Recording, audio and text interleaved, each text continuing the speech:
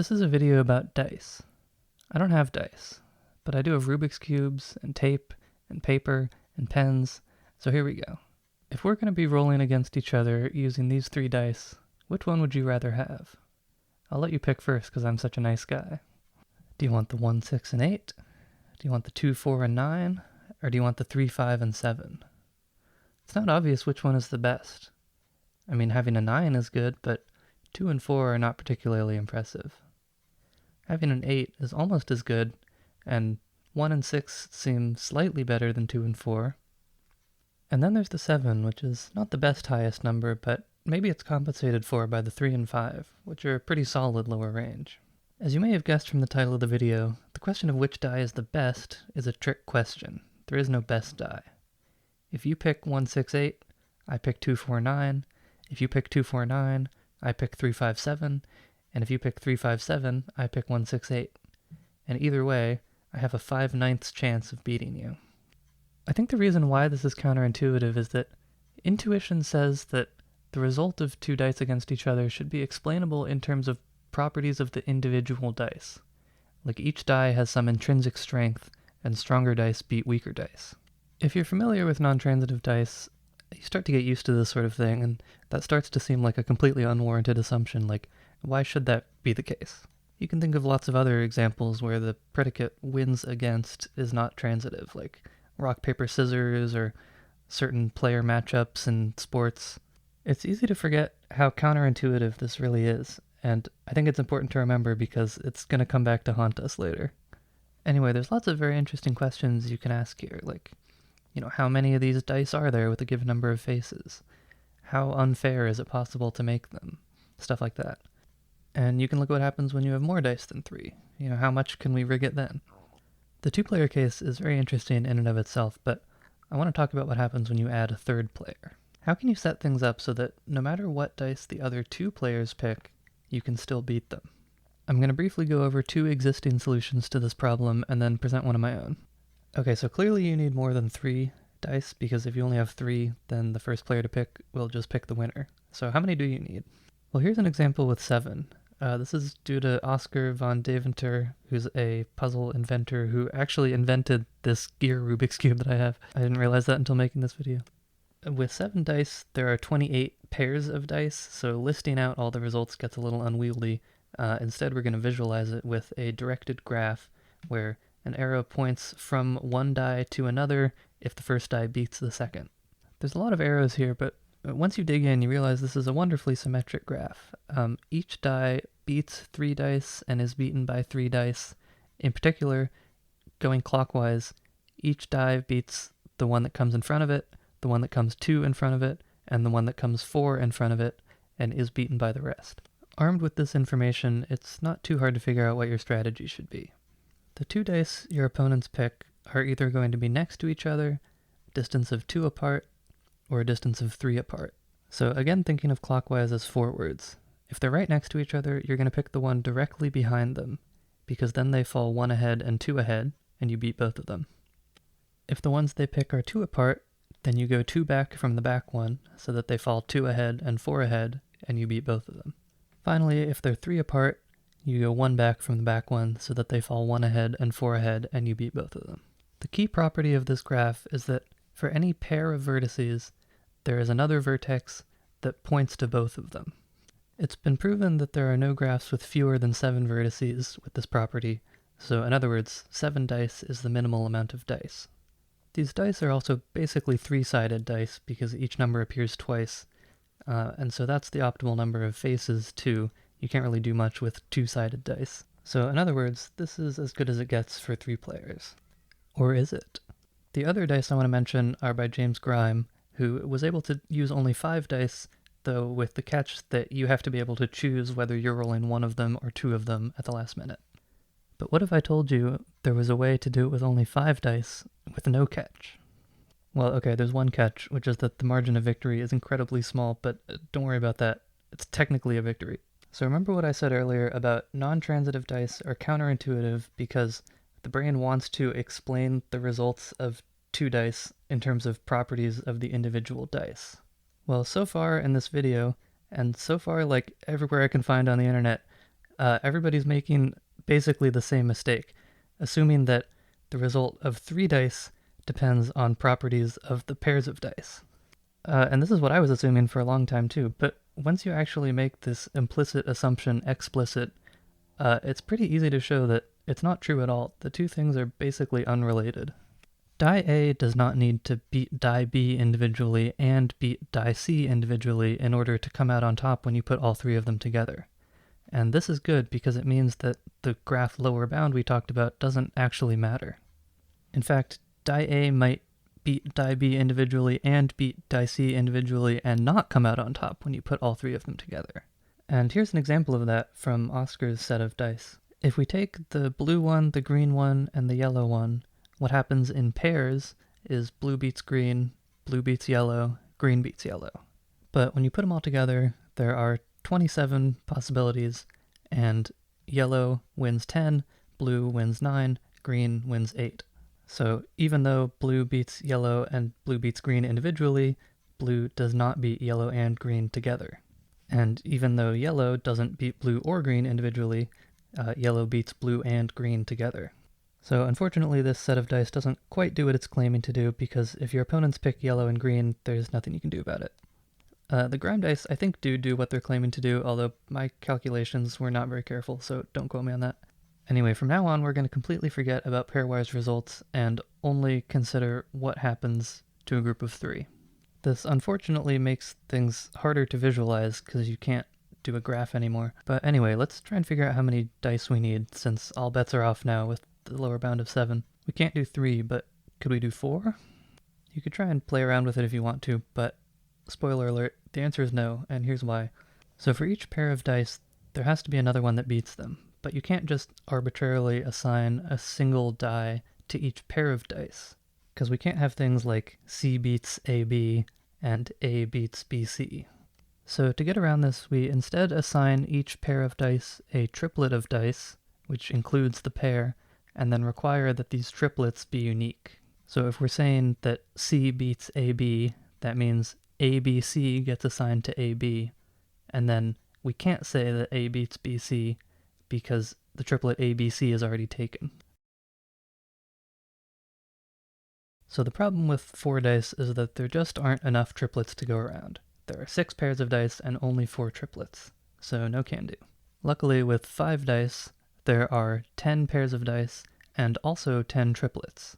So it is just barely possible, but we had better make sure that each pair of dice only has one other die that beats it, because if any pair gets 2 triplets, that means there's some other pair with no triplets. So there's only 10 of them. I went through by trial and error and figured out one way to do this. Now the question, of course, is how do you actually construct dice that will have these results? You might be able to just do some computer search and find dice that have a lot fewer faces and are a lot more unfair than the ones I was able to find, but that's not that interesting to me. I want to, figure it out. The way I like to play around with these things is just put a bunch of quarters on the ground in rows and then put them in the order you want. So, this would correspond to the 3 dice we saw at the beginning, the 1, 6, 8, and the 2, 4, 9, and the 3, 5, 7. So, to figure out the probability of the top row winning, you would look at the first quarter in the top row, see how many of the second row quarters were to the left of it, how many of the third row quarters were to the left of it, multiply those two numbers, and then do the same thing for the second quarter in the top row, the third quarter in the top row, add the 3 numbers together, and then the probability is that number divided by 27. Of course, if the dice have more than 3 faces, you wouldn't divide by 27, you would divide by the number of faces cubed. So after messing around with this for a while, I decided to impose a couple of structural requirements just to make things easier, cut down on the number of possibilities. First one is, okay, if each die has F faces, each row has F quarters, then we're going to divide this up into F groups, where each group is entirely to the left or right of all other groups, and each group has 1 quarter from each row. Then after a while of messing around with that, I realized, okay, if you have an even number of faces, and the first group is a mirror image of the second group, the third group is a mirror image of the fourth group, and so on, it turns out that looking at them as pairs, each die has a 50% chance against the other die. But importantly, that doesn't mean that when you put 3 together, they all have an equal chance. Like, let's say each die only has 2 faces. There's 8 possibilities. Turns out the one with the lowest and highest number, the one with the quarters on the outside, has a 4/8 chance of victory, and each of the other two only have a 2/8 chance. If we go all the way up to 5 dice, then if you pick 3 of them, whichever one is the most on the outside will have the highest chance of victory. So this is an extremely useful building block. Let's say we put this 2-face group next to another 2-face group with the rows permuted some other way. Now let's pick 3 dice and consider what happens. So now there are 64 possibilities, 16 of which have all the dice rolling within the same 2-face group, and 48 of which don't. Now importantly, if we forget about the 16 where they're in the same group of 2 faces, the problem is completely symmetrical. Right, each of the dice have exactly a 50-50 chance of being in the upper versus lower group. If one of them is in the upper group, doesn't matter which one it is, that one wins. If 2 of them are in the upper group, then it doesn't matter which ones they are, there's a 50-50 chance of each winning. So out of those 48 possibilities, each of them must win 16 by symmetry. Out of the 8 where they're all in the lower group, whichever one is the most on the outside gets 4, the others get 2. Out of the 8 where they're all in the upper group, whichever one is most on the outside there gets 4 and the others get 2. So the beauty of this setup is that each group is completely independent of the other ones. So if you have a bunch of these groups and you pick 3 dice to pit against each other, the only thing you need to do to figure out the one with the highest chance of victory is to figure out which one is on the outside within the most groups. So the problem becomes, okay, I can represent each of these groups by a chain. Like, say, if A is inside B, is inside C, is inside D, is inside E, we can just write A, B, C, D, E.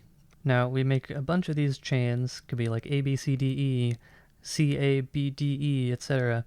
And then for any group of 3 dice, we find the winner by finding the die which is the rightmost of the 3 in the most chains. So at first I started out just like writing down some chains and seeing if I could make the winners be the ones we wanted. I wrote a program to try all combinations of 4 chains. If you just make the first one A, B, C, D, E without loss of generality, then there are 120 cubed possibilities for the other 3, which is well within the range of a computer. But I didn't find any with 4. 5 would be a lot more computationally intensive. You could probably find ways to narrow it down so that you're not trying the ones that obviously won't work.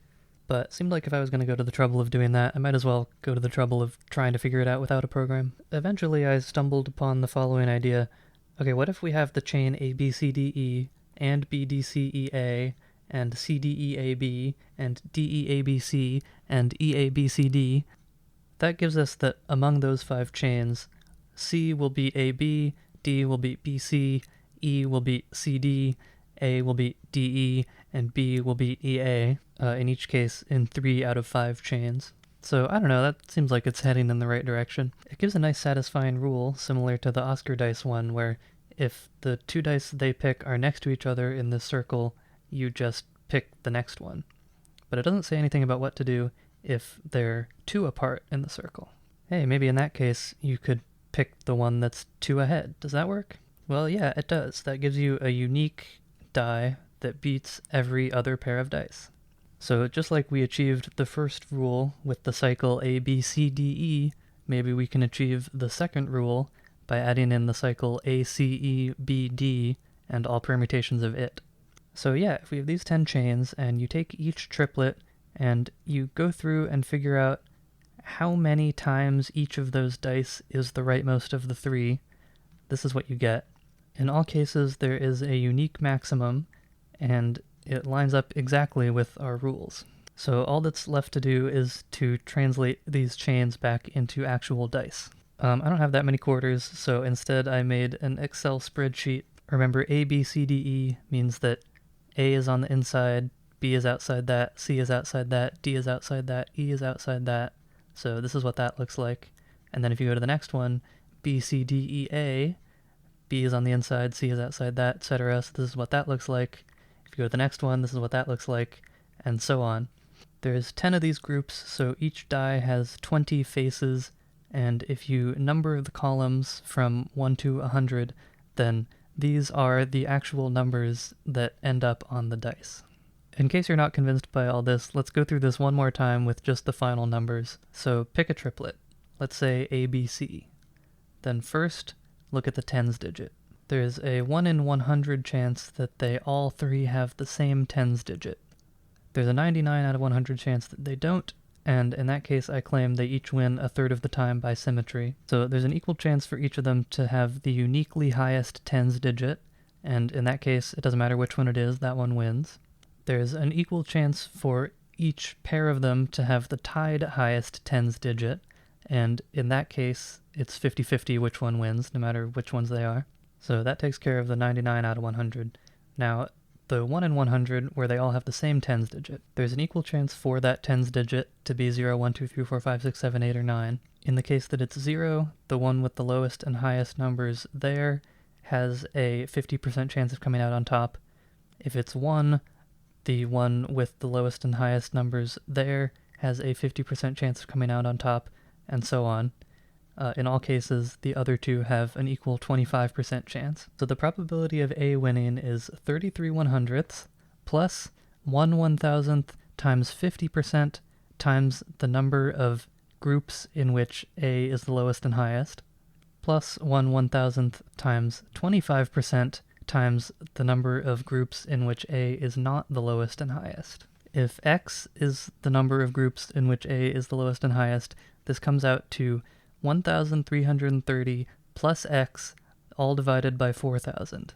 In this case, A is only the lowest and highest in 2 groups, so it's 1,332 over 4,000, whereas B is in 3, so it's 1,333 over 4,000, and C is in 5, so it's 1,335 over 4,000. In all triplets, the winning die has a probability of either 1,334 or 1,335 over 4,000, so very slight victory, but a victory nonetheless, and technically correct is all we're going for here.